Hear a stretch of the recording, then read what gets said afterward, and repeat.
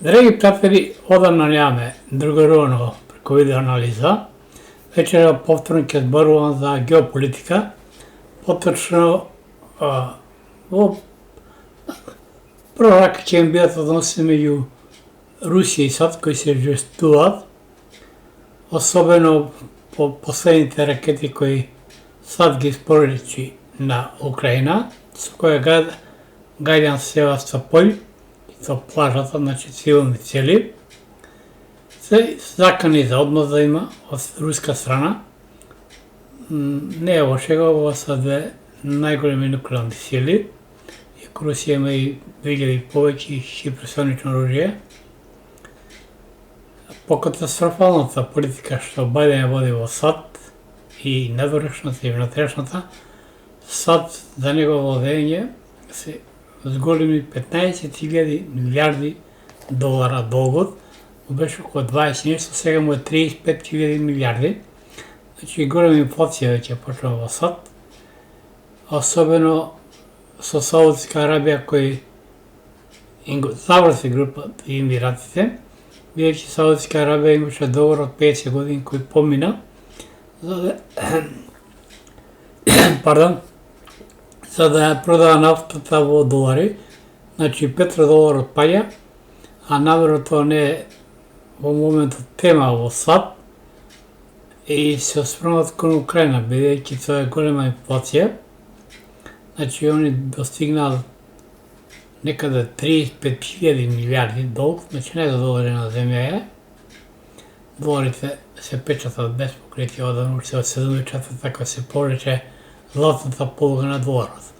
Но ово сето влијае, тамо кој што кажа со совлада еврејското лоби, самите някои пред него изјавува, вика, ние, вика, имаме најголема колонија во светот, тоа е САД.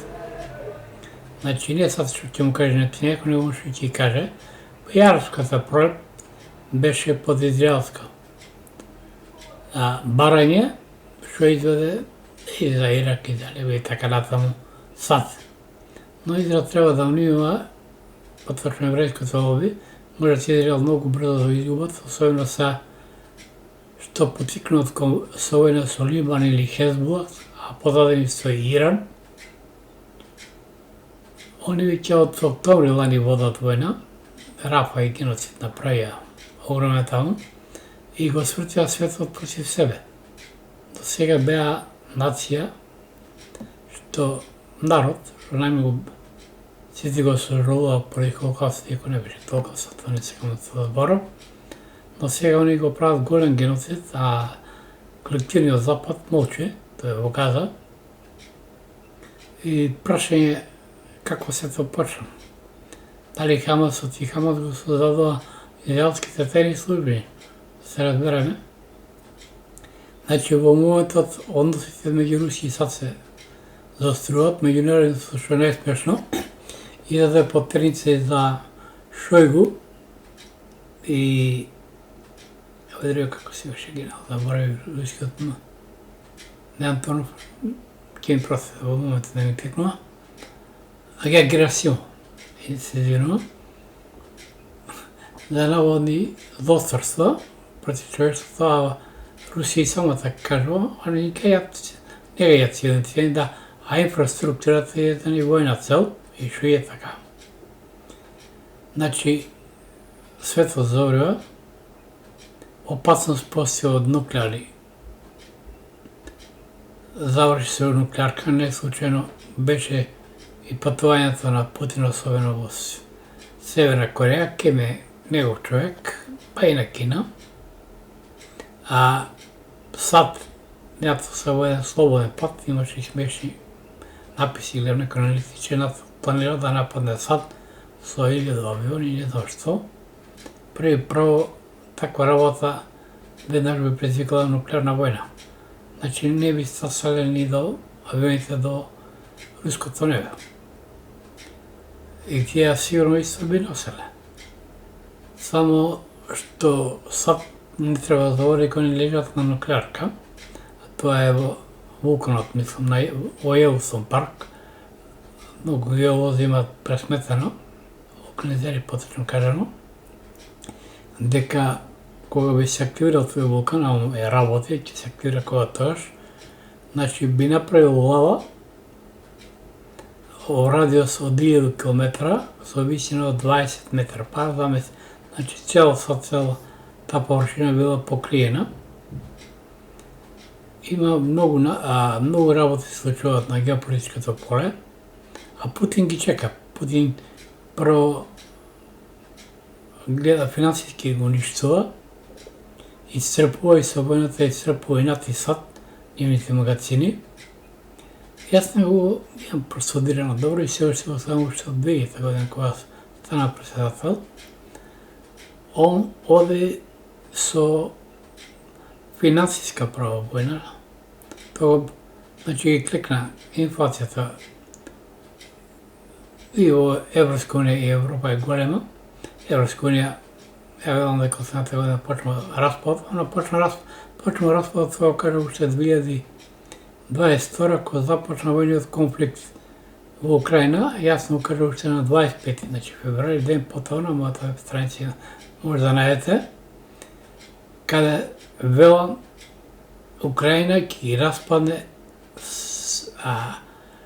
Европската унија и НАТО, а и не е исклучено во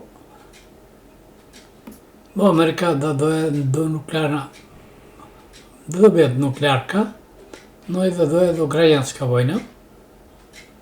Наводно контрафонзивата се спрема некаде во август, а и многу аналитичари па и амерички се согласуваат со мене дека до крајот од септември Путин ќе заврши работа. Харков, ја мислам дека до правата половина на јули ќе падне, а Харков е главен. Зошто е главен? Таму са вентилите на гасовод кои за Европа. Значи, а Русија има договор со Европа до нова година за извоз на гасот,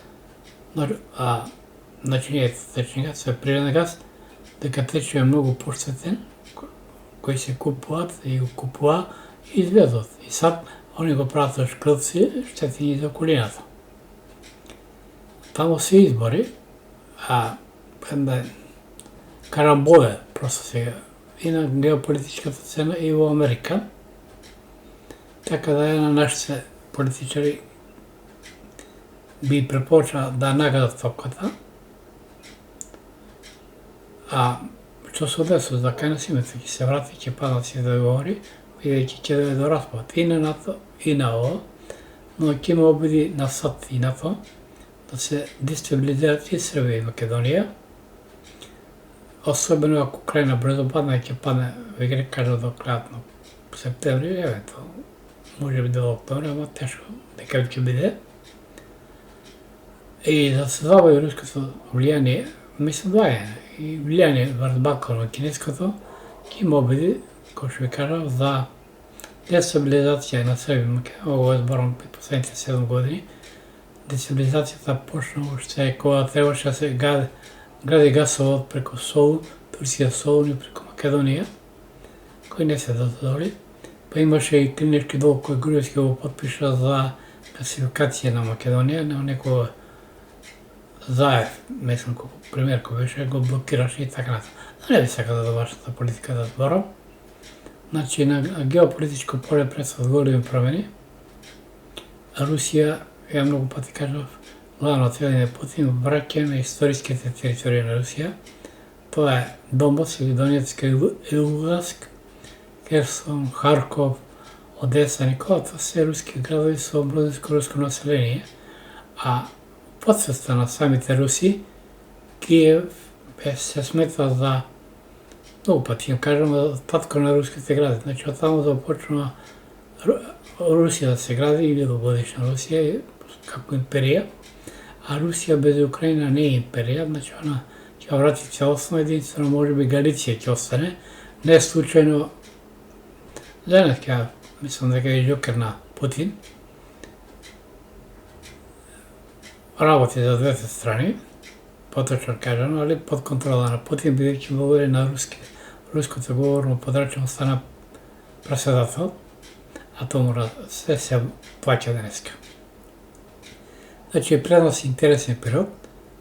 Оние што сакат и понатаму да ме следат моите анализи, трябва да притиснат на копчето пратваци или subscribe и ако има жалба, да стават лайк. Значи проекти добиват. Може да видите на моят YouTube канал имате много видео на мои анализи. И као на моята веб страница horoskop srednostratаканички.mk. Драги приятели, ви посакам убав сон и наскоро очекувайте нови анализи и слободно пишете ми или на Facebook профил на која теми, кој дел од светот сакате да ви кажувам, бидејќи сепак менето ми е професија. Имам дипломирана аналитика, поточно на Југословенски универзитет со 86-та, дипломирав општи смер, група аналитичи и предпоставни граници.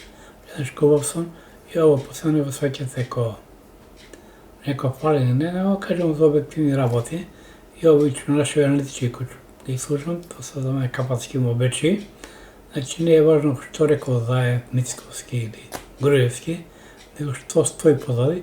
Поточна аналитика значи оно што учевме во школата, што сакал авторот да каже. Драги пријатели, уште еднаш добра ноќ и Македонија пред се.